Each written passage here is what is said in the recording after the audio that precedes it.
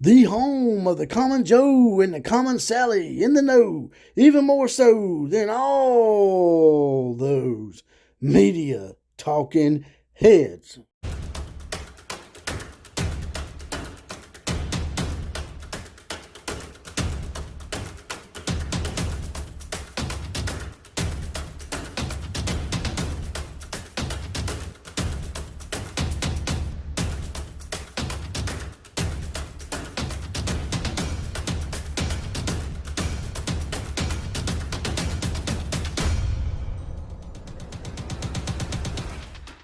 I was going to let this go and let this simmer for a little bit because, I had some critical things to say about some of Nick Saban's hiring practices here as of late.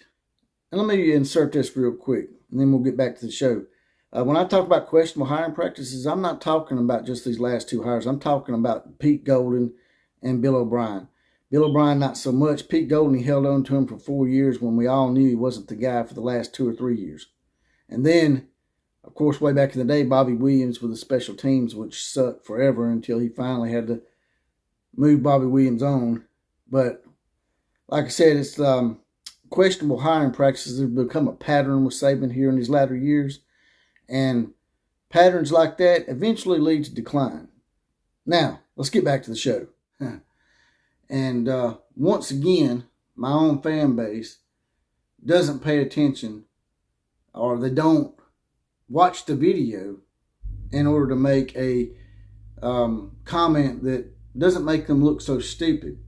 Now, I said in the last video that don't come at me with, oh, that's Nick Saban. He's won this many national championships. How dare you? You don't have a right to question him. You're just some common Joe. You don't have a right to question the great Nick Saban.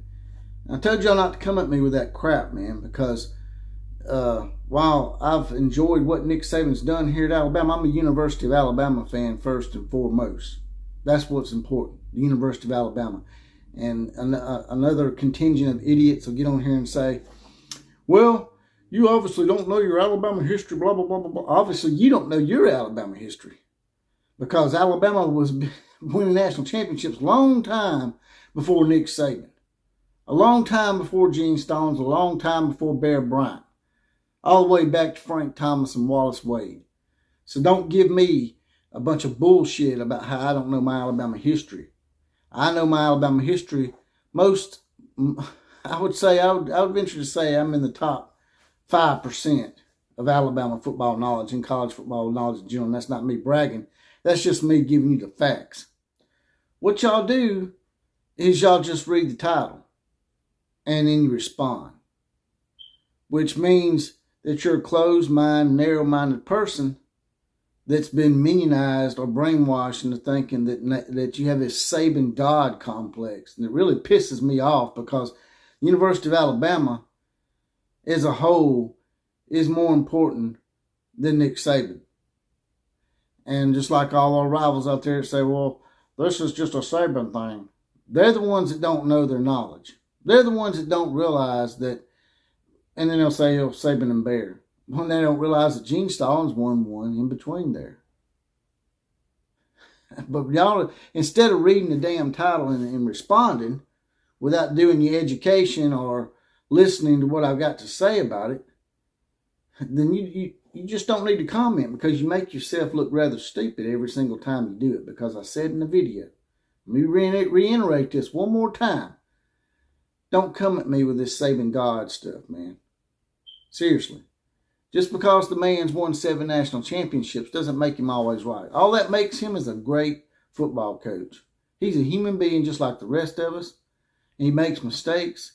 And he deserves to be patted on the back when he does something good. But he deserves to be called out when he does something bad because he's not a god.